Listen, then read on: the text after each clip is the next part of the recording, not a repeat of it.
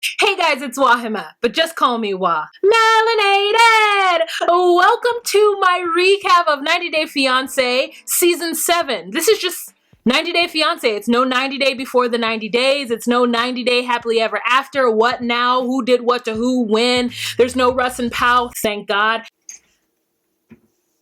Hi! You can't be in here. Where are your grandparents? They should be watching you. Nope, you cannot hang out in here. Okay, I don't know what I said, so we're gonna do it again. Welcome to my recap of a 90 Day Fiancé, 90 Day Fiancé. And before we get onto this juicy, amazing season, let's talk about the sponsors of this video. This video is sponsored by Curology. Curology is a personalized skincare service. You get a custom formula designed on you based on your skin type and your skincare goals. And you're paired up with a licensed dermatology provider who personalizes your treatment plan. So how this worked is I went online, and then I took pictures of the side of my face, and I took pictures face on, and then I told them what it is that I was looking for. Specifically for me, I was looking to reduce fine lines around my eyes. I was also looking to figure out hyperpigmentation and work on pimples. So what's great about this for me is that I really don't have too many skincare issues. Like genetically, I've got some good skin, you guys. So when I jump into a new skincare routine, I'm always a little skeptical about what it's actually gonna do for me because I'm like, you don't need to do that much, you know? So that's why I like the fact that it's customizable for what you're looking for and what your skin type is doing, what it's not doing, what they see from the pictures, what you tell them it's doing. So they really were able to zone in on what I was looking for specifically. And look at this. This is what you get. So here are the products that I get from Curology. They recommended that I really only needed to use a cleanser, a moisturizer, which I can use day and night, and the cleanser used day and night, and then a serum that I put on at night. And the cool thing about it is on the back of this, it has my name on it, the ingredients, and when I looked up the ingredients, these ingredients are specifically for what I asked for. So there's and then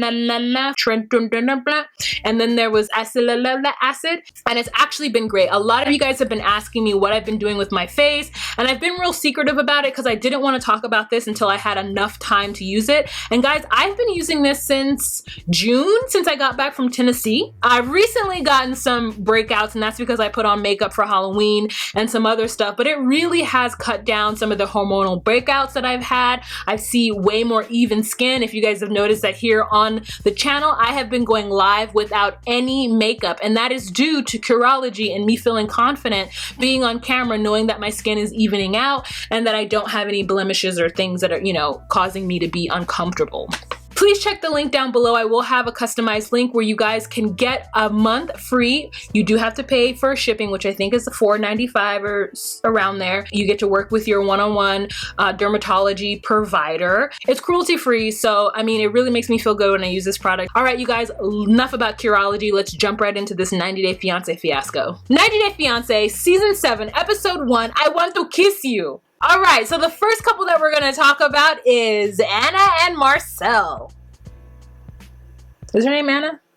Wow, you guys, wow.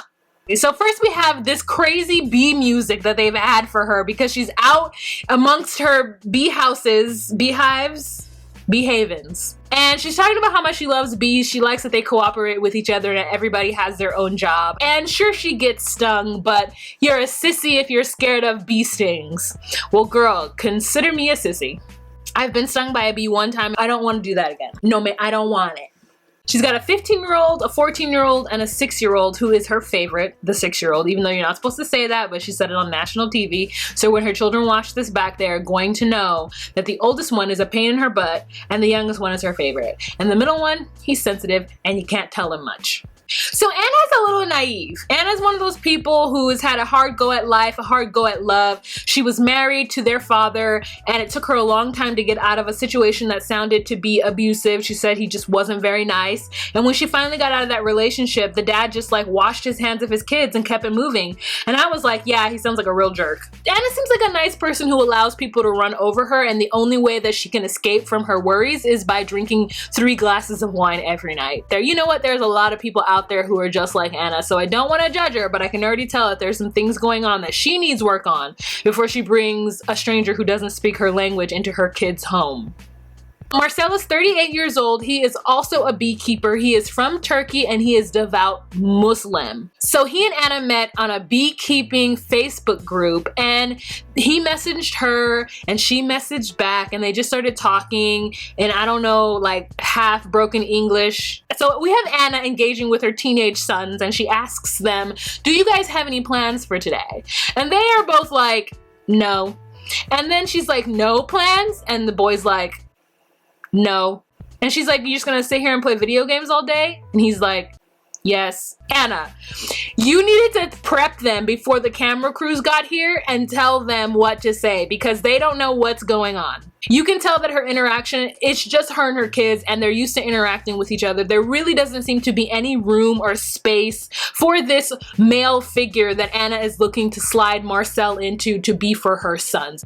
They haven't had much conversation with him, because basically all it is she's like, look you guys, Marcel's on the phone. And probably the oldest one is like, hey, okay.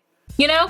So they don't know anything about Marcel really, besides the fact that their mother really likes him and that she is happy when she's talking to Marcel, and she's probably been happier the last couple of months or year and a half since she started seeing Marcel. I don't know exactly how long they've been together. In fact, she has gotten approved for the K1 visa, and so Marcel is going to be at her house in 4 days. The kids are worried that Marcel is going to be controlling and try to put his rules onto them, and so this is going to be a hard transition, and I think Anna's just hoping for the best, because Marcel does seem like a very happy-go-lucky, like anything goes loving individual, especially because of her interactions with him and what we've seen her interactions with him are. Like, if I were her, I would not anticipate any negative or any controlling behavior or any meanness from Marcel, because he just seems like a ball of sunshine, really.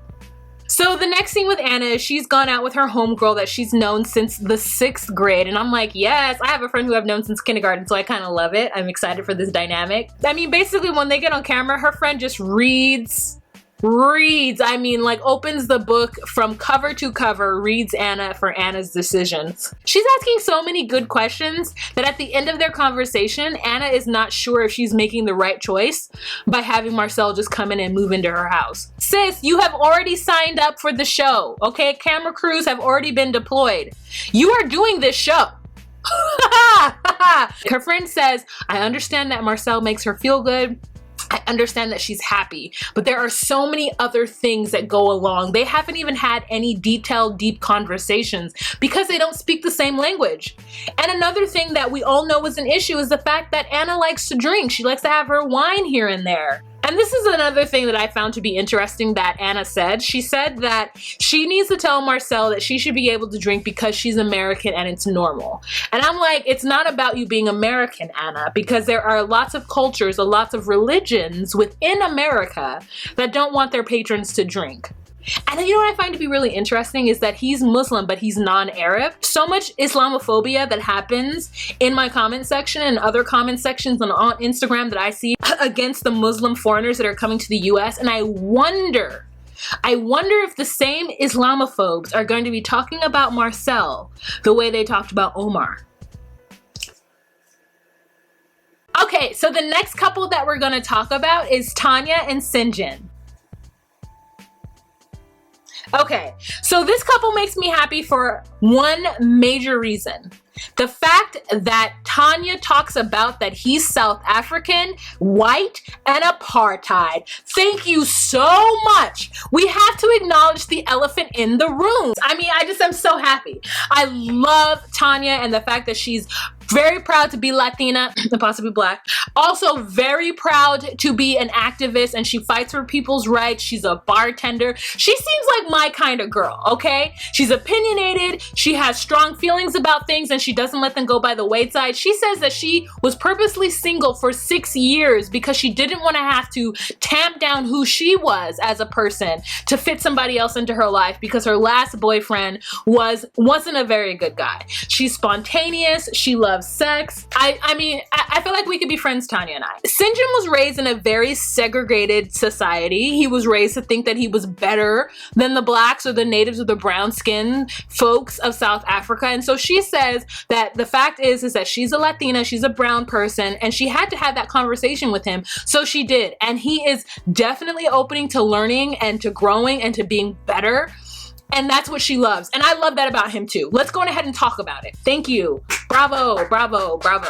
So Tanya has a meeting with her mother because her mother is like, look, this is the funniest thing. Tanya's mother is great. And I have some questions, but she's great. So Tanya has recently moved back in with her mother because she says it's going to be easier for her and cheaper for her if she moves in with her mother when Syngin first gets here so they can get their finances in order. But while she's there, she's going to help her mother out with bills. Her mother is like, dang, like I haven't had kids in this house in so long. And now you're going to come and shake up my routines. This is what I do, okay? I get up in the morning, I go to my hot tub, I make my drink, and then Tanya's like, Mom, it's gonna be 7 in the morning. And I'm like, what drink is she talking about? Is she talking about her coffee, her warm beverage, or is she talking about a drink? Is she drinking at 7 o'clock in the morning? I need definitions. I need to know what's going on. I need to know what's going on.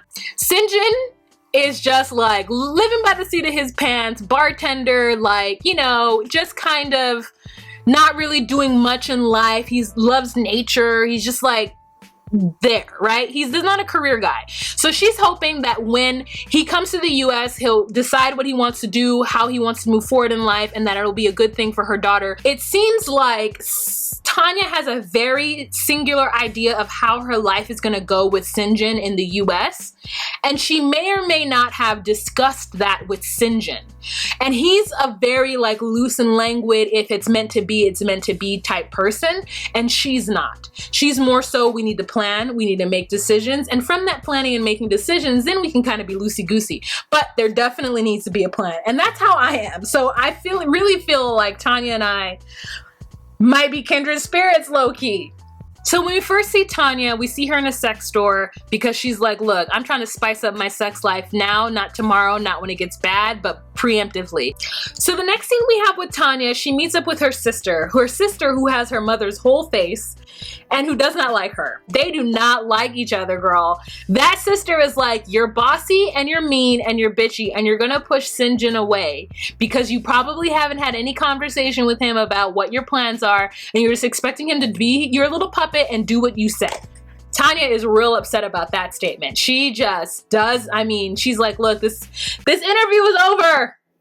Okay, I don't want, cut. I mean, to embarrass your sister like that on national TV. Let me get closer to this camera and let you guys know how much that sister don't like Tanya, okay?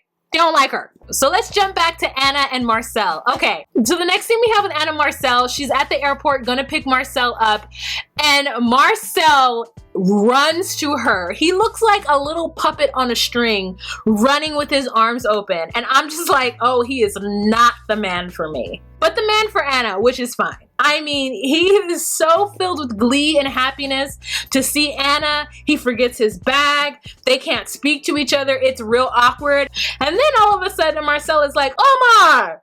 He calls over Omar. And he introduces himself to Anna, and Anna's just like, who is this person? And for a split second, I was like, oh my God, did Marcel come to the US with a friend and didn't tell Anna?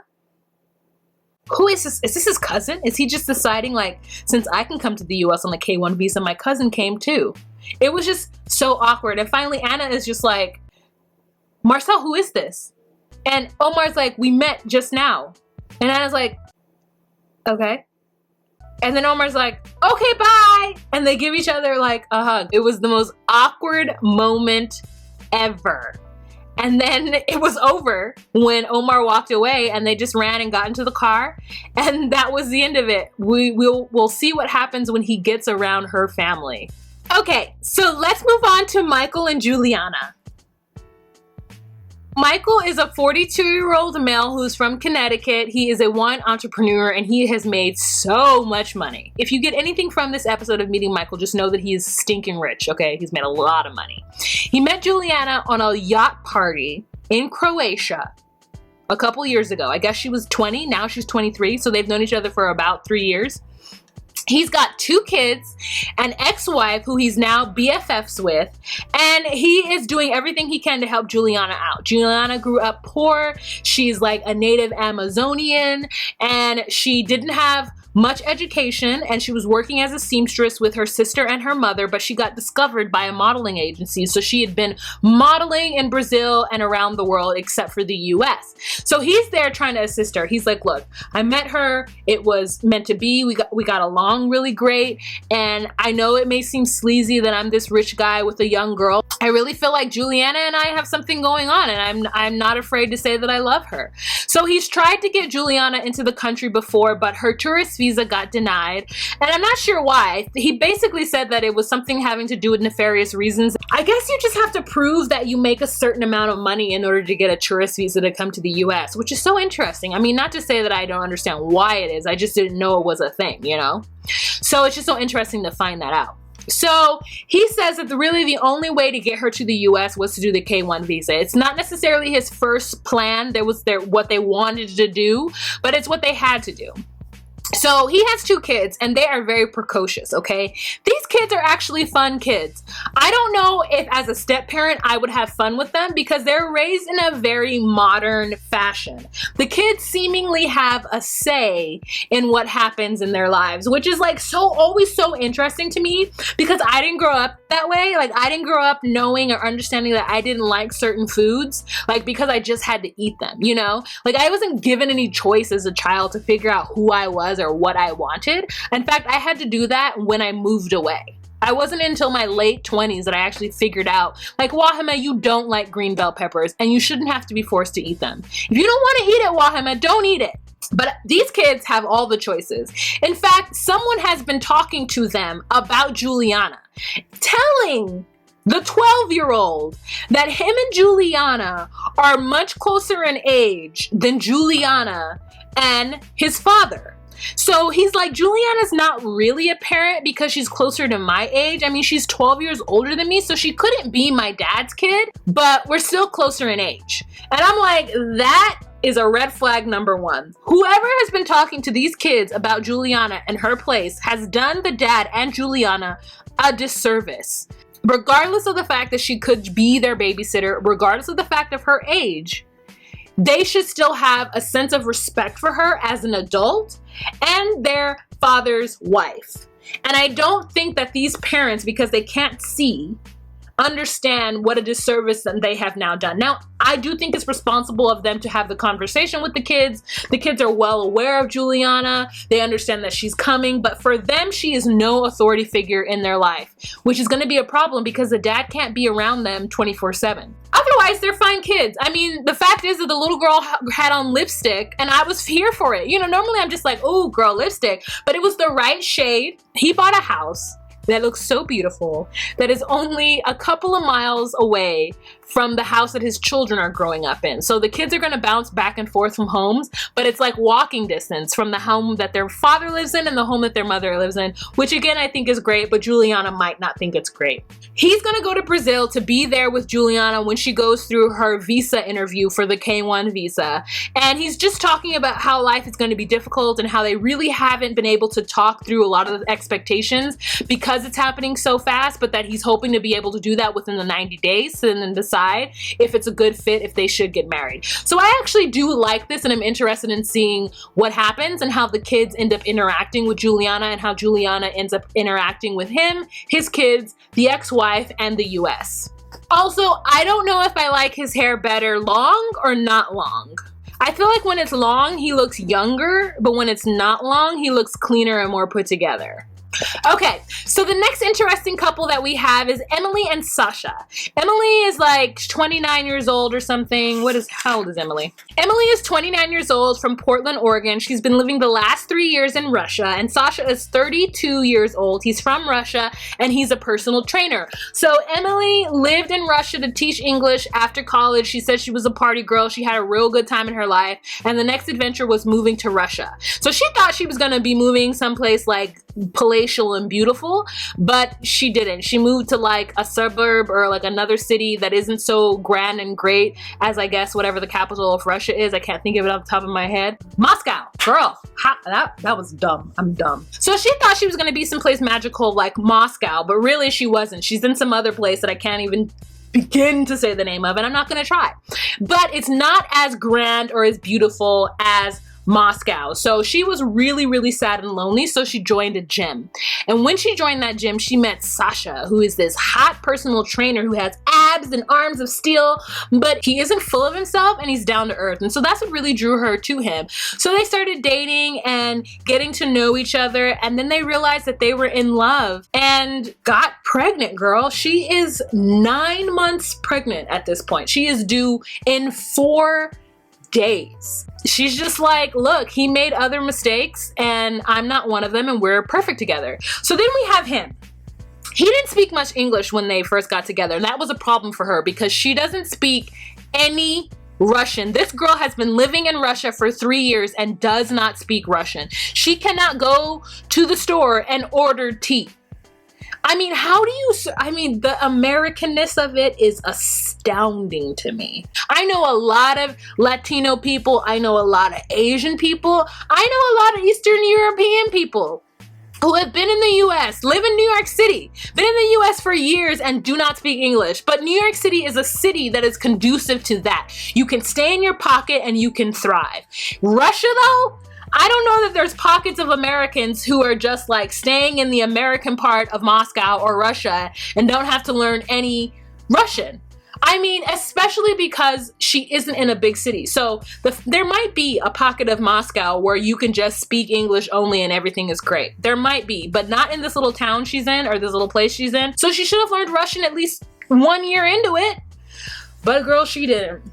So he didn't speak any English. Since she's an English teacher, she taught him, and he actually speaks pretty good English. I mean, his interviews were pretty good. So she teaches him English. Now they can communicate with each other. Now she's pregnant, and she's just really hoping for the best. Her family is very skeptical. So she has a conversation with her sister that obviously took place the first time 4 months ago, 5 months ago, when she first told them they were pregnant.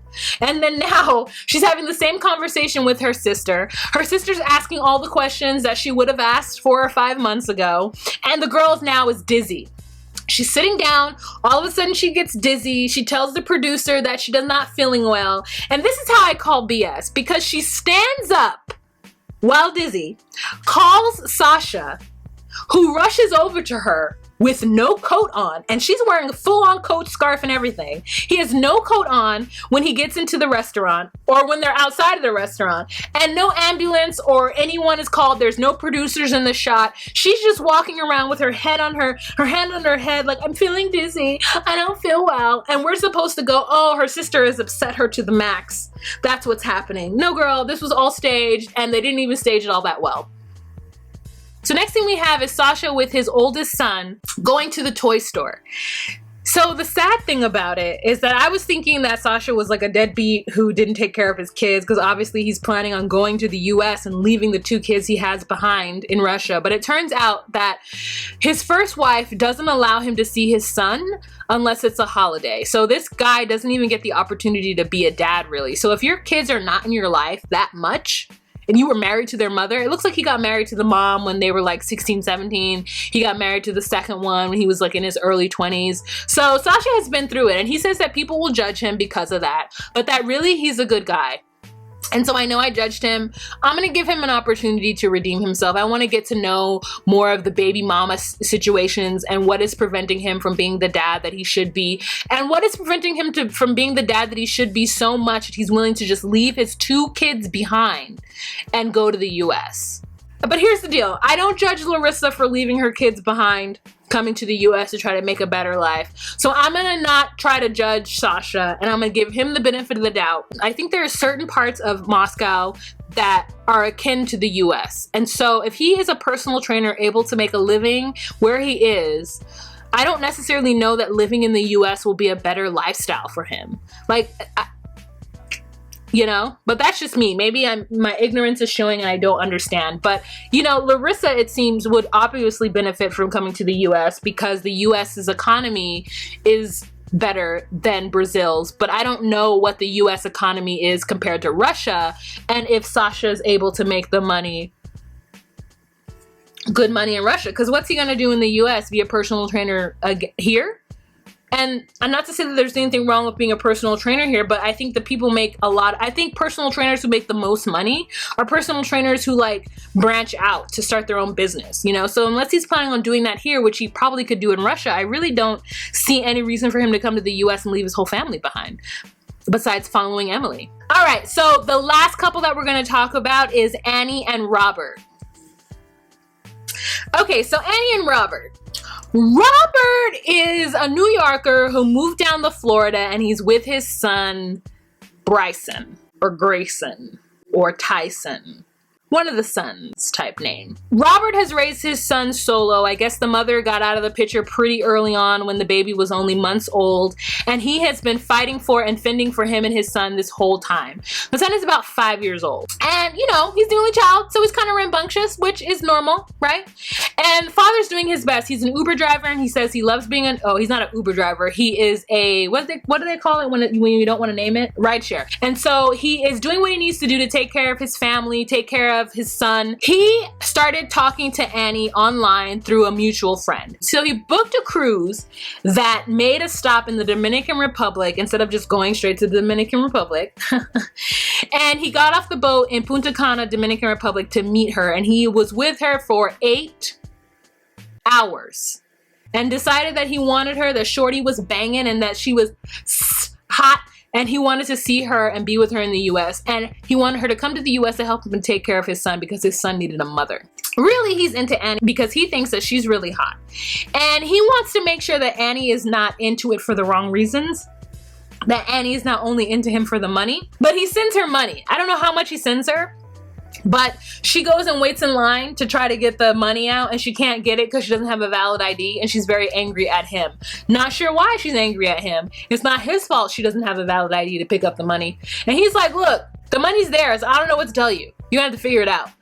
And I kind of like Robert. I feel like Robert is into this for the wrong reasons. He doesn't love Anny. He just wants her for her body and the way she looks.